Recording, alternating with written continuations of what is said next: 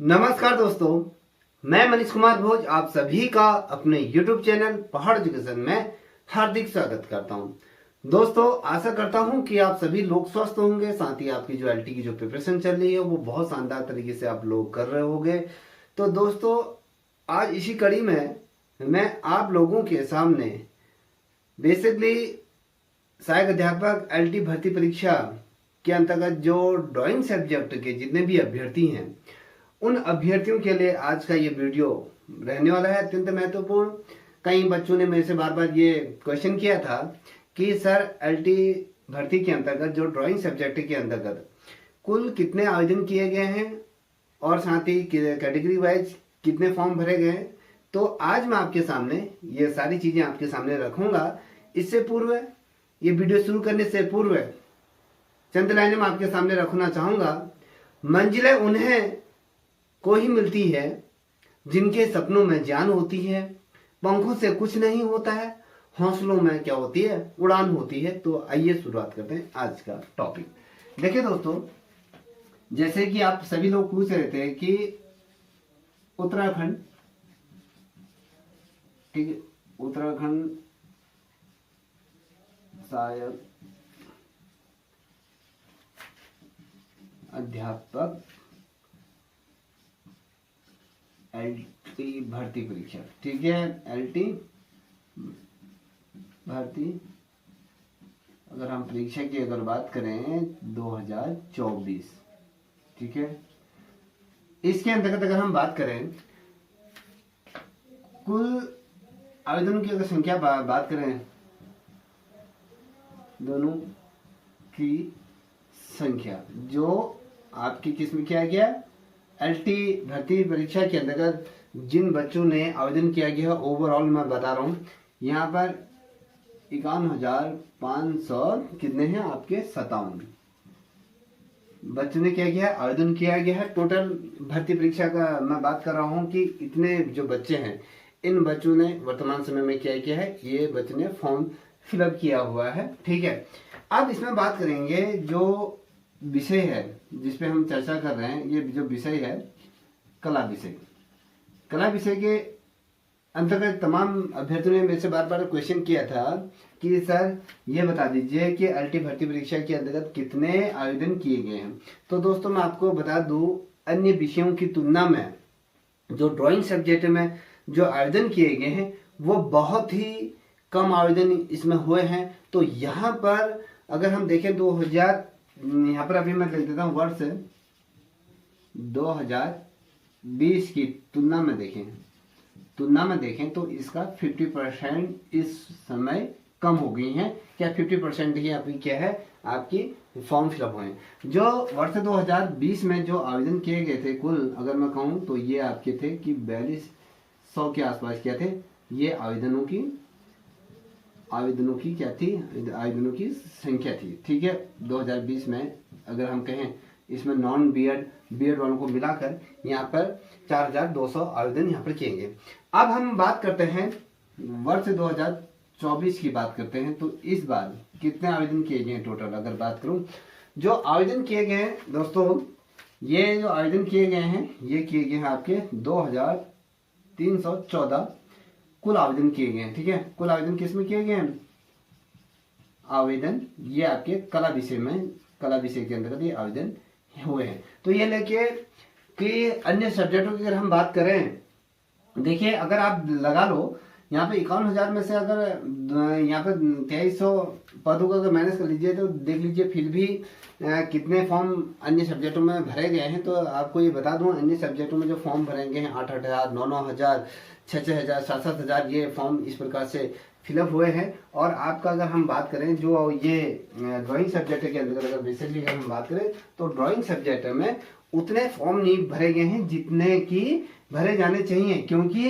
इस समय अगर आपको ये सर्वविदित होगा जो इस बार जो योग्यता रही थी वो आपके बीए प्लस क्या थी, यहाँ पर बीएड ये थी, बीएड थी। तो इस वजह से जो फॉर्मों की जो संख्या रही थी ये वर्तमान समय में अगर हम देखें तो यहाँ पर 2314, तो इतने फॉर्म भरे गए हैं। तो मैं आपसे यही कहना चाहूंगा, हिम्मत मत खोना, अभी बहुत आगे जाना है। जिन्होंने कहा था तेरे बस से कुछ नहीं हो सकता है, तो उन्हें हमने क्या है करके दिखाना है। तो याद देखिएगा, तो उनको आपको करके दिखाना है। तो अगर हम बात करें तो 2314 फॉर्म भरे गए हैं। तो दोस्तों मैं आपको बता दूं, तो अभी आपके सामने बहुत ही ज़्यादा सुनहरा मौका है इस भर्ती परीक्षा में अपना स्थान बनाने के लिए। ज़्यादा फॉर्म फिलअप नहीं हुए हैं। अब मैं बात करूं थोड़ा सा, यहाँ पर आपको मैं एक चीज़ बता दूं, जो ये जो LT मैं अगर कहूँ 8C के अंतर्गत जो फॉर्म भरे हैं, देखिए यहाँ पर 2314। अब इसमें कितने प्रतिशत लोग इसमें तैयारी कर रहे हैं, कितने बच्चों के साथ आपका वास्तव में जो कंपटीशन होता है, आपको मैं बता दूं। तो यहाँ पर आप ये लेके चलिए कि 15% बच्चों के ही साथ आपका क्या होता है कंपटीशन होता है, और बच्चे सिर्फ क्या होते हैं इसमें भीड़ बढ़ाने के लिए ही ये फॉर्म भरते। चले यार हमने कुछ नहीं करा तो चलो हम फॉर्म फिलअप करते। तो ऐसे भी बहुत से अभ्यर्थी हैं इसमें जो लंबे समय से ग्रेजुएशन कर चुके हैं, BEd कर चुके हैं, और वर्तमान समय में अपने रोजी रोटी के लिए कहीं ना कहीं कोई कंपनी में कोई ना कोई रोजगार कर रहे हैं। उसके बावजूद भी वो जितना भी समय मिला है उतना पढ़ रहे हैं। तो उन बच्चों के साथ आपका कंपटीशन नहीं है। जो बच्चा 8-8, 10-10 घंटे जो पढ़ रहा है, तो जो 3-4 घंटे पढ़ रहा है उसकी तुलना 8-8 घंटे से नहीं की जा सकती है। तो ये लेके चलिए, अब जो 2314 बच्चों में से अगर हम बात करें वास्तव में जो कंपटीशन होता है जिन बच्चों के बीच, अगर मैं कहूँ इसमें से ये लेके चलिए कि यहाँ पर ये 1200 ये मिनिमम है। पूरा अगर कहूँ 1200 बच्चों के ही बीच में क्या होगा, बच्चों के बीच में क्या होगा आपका ये कंपटीशन होगा। 1200 बच्चों के बीच में आपको अपना स्थान बनाना है। तो यहाँ पर इतने ही बच्चों में क्या है, यहाँ पर ये होती है। ओवरऑल अगर हम देखें बेसिकली जो बच्चे मेहनत करते हैं, तो अगर हम इसका रेशियो अगर घटा भी देना, तो ये लेके चले कि 700 मैं 1200 मैंने कुछ ज्यादा बता दिया है, तो 700 ही बच्चे के बीच आप लोगों का कंपटीशन हो जाए। जो वास्तव में जो कंपटीशन होता है ना बच्चों, वो आपके कितने बच्चों के साथ होता है, 700 बच्चों के साथ वास्तव में कंपटीशन होता है। और बच्चे सिर्फ आगंतुक होते हैं, उनको कोई दिन दुनिया से कोई नहीं किसी। अभी मेरे पास इतने बच्चों के फोन आ रहे थे कि भैया कि सर मेरा फर्स्ट पेपर नहीं हो पा रहा है, सेकंड पेपर में चलो मैं कर लूंगा, और साथ ही फर्स्ट पेपर देखिए जैसे आयोग के अध्यक्ष द्वारा जिस प्रकार से 18 तारीख को पेपर होने का यहाँ पर संकेत दिया गया था, तो उसको लेके बहुत से बच्चों में अभी दुविधा कह रहे कि बच्चे कि पेपर पीछे जाना चाहिए, अभी हमने वो तैयारी नहीं की। अब ये लेके चले कि बहुत से बच्चे सब्जेक्ट में तो अच्छा कर लेंगे, मगर जो आपका फर्स्ट पेपर है उस फर्स्ट पेपर में बहुत से बच्चों की स्थिति बहुत ज्यादा खराब है। जब मैंने ऑनलाइन मोड पर जब मैंने सार्वजनिक तौर पे ये टेस्ट लिया था, तो उसमें देखा था बहुत से बच्चों की स्थिति बहुत ज़्यादा खराब है। बहुत ऐसे बच्चे भी हैं जो अपने दोनों फर्स्ट और सेकंड पेपर में अच्छा प्रदर्शन कर रहे हैं। तो उन बच्चों के निकलने की 100% यहाँ पर उम्मीद है। देखिए दोस्तों, कहते हैं मुश्किल नहीं है कुछ दुनिया में, तू जरा हिम्मत तो कर, ख्वाब बदलेंगे हकीकत में, तू जरा कोशिश तो कर। आंधियां सदा चलती नहीं, मुश्किलें सदा रहती नहीं, मिलेगी तुझे मंजिल, तू बस जरा कोशिश तो कर। तो ये लेके चल दोस्तों, ये थोड़ा सा अगर आपने प्रयास करा निश्चित रूप में आपका सिलेक्शन। अब यहाँ पर आपके दिमाग में ये क्वेश्चन दौड़ रहा होगा कि सर ये भी बता दीजिए कि कैटेगरीज वाइज कितने फॉर्म इसमें फिलअप किए गए हैं, कैटेगरी वाइज। ठीक है, अगर हम बात करें यहाँ पर मैं लिख देता हूँ, देखिए जनरल कैटेगरी के अंतर्गत अगर मैं बात करूं तो यहाँ पर 872 के आसपास फॉर्म फिलअप किए गए हैं। और OBC की अगर बात करूं तो यहाँ पर 330 बच्चों ने आवेदन किया गया है। और SC की बात करूं तो यहाँ पर 411 लोग हैं। और ST की बात करूं तो ST जो बच्चे हैं तो वहाँ पर 280 यहाँ पर बच्चों ने फॉर्म फिलअप किया है। और अगर EWS की बात करूं तो EWS के अंतर्गत अगर हम बात करें तो यहाँ पर 286 के आसपास किया है। लगभग ये EWS के बच्चों ने यहाँ पर फॉर्म फिलअप किया हुआ है। और अगर हम PH की बात करें तो यहाँ पर आपके 35 के आसपास ये बच्चे हैं इसमें। और UK और जो एक्स सर्विसमैन है अगर हम बात करें तो 5, और साथ ही इसमें फ्रीडम फाइटर भी ऐड कर दिए जाए तो ये 5 के आसपास है, जिसमें आपके जो अनाथ बच्चे हैं वो भी इसमें सम्मिलित है। और अगर मैं कहूँ जो 10% जो विभागी हैं, विभागीय जो पद हैं, अगर उनकी बात करें तो 95 के आसपास ये क्या है, इन लोगों ने आवेदन यहाँ पर किया हुआ है। अगर हम टोटल करें तो ये इनका जो टोटल आएगा वो आपके क्या आएगा यहाँ 2114। तो ओवरऑल इतने ही लोगों ने इसमें फॉर्म फिलअप किया है। अगर आप देखोगे तो इसमें अगर हम कहें फिर उप श्रेणियां आ जाएंगी, जैसे कि महिला कि महिला द्वारा कितना, जनरल कैटेगरी में महिलाओं ने कितना फॉर्म भरा है, वो डाटा पता नहीं है मेरे को कि अभी इतना ही हमने कि आयोग से एक सूचना का अधिकार लगाया था जिसका रिप्लाई आज आया है, जिसमें मैंने तमाम सब्जेक्टों का ये मांगा था कि टोटल आवेदन कितने किए गए हैं प्रत्येक सब्जेक्ट वाइज। तो यहाँ पर मैंने ड्राइंग का आप लोगों के सामने रखना ही उचित समझा। तो ओवरऑल ये लेके चले गए दोस्तों, 2020 की तुलना में अभी वर्तमान समय में बहुत कम पद यहाँ पर भरे गए हैं। तो आप थोड़ा सा मेहनत करोगे, निश्चित रूप में आपका सिलेक्शन होगा। अगर आपने मेहनत नहीं करी तो ये साल आपके लिए बहुत ज़्यादा सुगत नहीं रहने वाला। ये लास्ट भर्ती उत्तराखंड में ये रहने वाली है। ये लेके चले अभी इसके बाद जितनी भी भर्तियां आएंगी तो ये लेके चले सारे कॉन्ट्रैक्ट बेस में गेस्ट टीचर के ही रूप में आएंगे। वहाँ पर आप लोग ये मत सोचिए कि हमारा सिलेक्शन हो जाए, क्योंकि वहाँ पर मेरिट बेस में सिलेक्शन होता है। तो वहाँ पर मेरिट, जिन बच्चों की मेरिट हाई होगी, क्योंकि वर्तमान समय में जो बच्चे आ रहे हैं सेमेस्टर सिस्टम वाले जो बच्चे आ रहे हैं तो उनकी मेरिट बहुत हाई रहती है। तो उसमें जो फर्स्ट ईयर सेकेंड ईयर जो बच्चे करे वाले हैं BA वाली सिंपल सा, तो वो बच्चे उसमें टिक नहीं पाएंगे। अब जो बच्चे आ रहे हैं BEड में भी अच्छी खासी मेरिट है, UTET में भी अच्छी खासी मेरिट है, तो हर जगह उनकी मेरिट अच्छी है, तो वहाँ पर नहीं होगा। तो इस समय अगर आपने जो ये समय है अगर इसको भुनाया नहीं तो जो समय है आप हमेशा तरसते रह जाओगे नौकरी के लिए। आप ये लेके चले कि अधिक से 50% बच्चे तो आपने बाहर कर दिए हैं नॉन BEड वालों को। जब आप के अंदर का जो BEड है तो इनके साथ तो आपका कंपटीशन हो ही सकता है ना, इतने में तो आप तैयारी कर ही सकते हो। ये तो नहीं है कि 6,000 7,000 5,000 10,000 फॉर्म तो इसमें फिलअप नहीं हुए हैं। तो कहते हैं ना कि बेहतर से बेहतर की तलाश करो, बेहतर से बेहतर की तलाश करो, मिल जाए तो नदी समंदर की तलाश करो।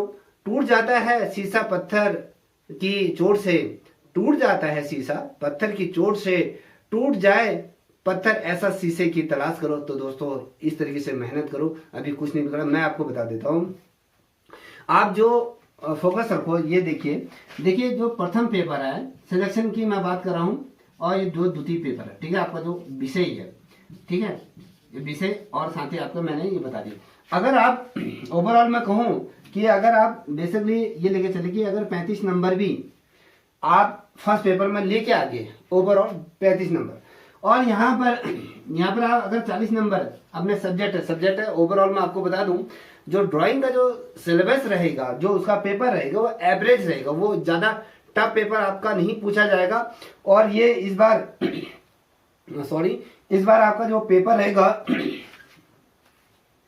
वो बहुत सिंपल रहेगा, ज्यादा टफ नहीं पूछा जाएगा, ना सिंपल पूछा जाएगा ना टफ पूछा जाएगा, एवरेज रहेगा। जब एवरेज रहेगा तो पेपर क्या होगा, थोड़ा सा मेरिट इसमें हाई जाएगी, ठीक है। और आपका अगर ये लेके चलो, अगर आपने इतने प्रश्न लेके आ गए 5 और ये 7, तो 75 नंबर अगर आपके श्योरली आ गए तो ये सोचिए कि आपका सिलेक्शन 100% होने वाला है, कोई भी आपको रोक नहीं सकता है। तो आप ये कोशिश कीजिए कि मुझे जो मेरा सब्जेक्ट है उस सब्जेक्ट को मैं शानदार तरीके से कर लूं। ये लेके चले कि 40+ ही आपका स्कोर रहे। अब बच्चे कहेंगे यार नहीं हो सकता है, कैसे नहीं हो सकता है, इतना समय तो आप लोगों को मिल चुका है।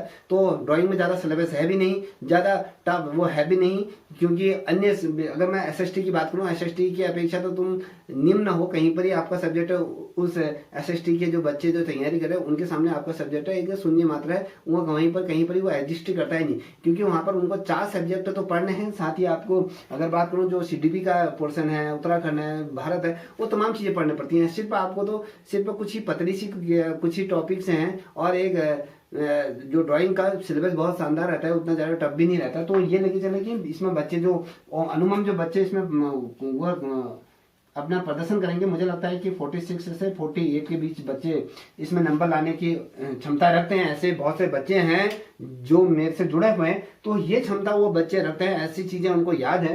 तो अगर ये लेके आ गए तो ये लेके चले कि काफी ये परसेंटेज आपकी ड्राइंग सब्जेक्ट की हाई जाएगी। मैं अभी कह दे रहा हूँ, ये लेके चले कि 75 जो बच्चा है वो अपने आप को सिक्योर लेके चले कि हाँ मेरा सिलेक्शन हो जाएगा। 70 में तो सिलेक्शन होना भी नहीं है, आपको बता दूं। तो याद रखिएगा, मंजिल उन्हें नहीं मिलती है जिनके ख्वाब बड़े होते हैं, जबकि मंजिल उन्हें मिलती हैं जो जिद पर अड़े होते हैं। तो याद रखिएगा, आप अगर आपकी जिद है, आपने ठान लिया है कि मुझे इस बार IIT भर्ती परीक्षा में निकालना है, तो निश्चित रूप में आपका सिलेक्शन होगा। मैं तो अगर इस धरती में कहीं पर ही भगवान नाम की कोई चीज एग्जिस्ट करती है तो मैं परमपिता परमेश्वर से प्रार्थना करूंगा, जो भी बच्चे शानदार तरीके से पढ़ाई कर रहे हैं तो उन बच्चों को बिल्कुल भी निराश ना करें। उनका प्रदर्शन, उनका जो परीक्षा फल है वो शानदार ये रहे और वो अपने जीवन में प्रगति पथ पर निरंतर आगे बढ़ते रहे, लौ की तरह वो हमेशा जलते रहे। तो इन्हीं शब्दों के साथ मैं ये वीडियो यहाँ पर समाप्त करूंगा। आई होप आपको ये वीडियो अच्छी लगी होगी। अगर आपको अच्छी लगी होगी तो प्लीज इस चैनल को भी आपसे मैं ये आग्रह करूंगा कि सब्सक्राइब करें, साथ ही अपने दोस्तों को साझा करें। तब तक के लिए इतना ही। जय हिंद, जय भारत, जय उत्तराखंड।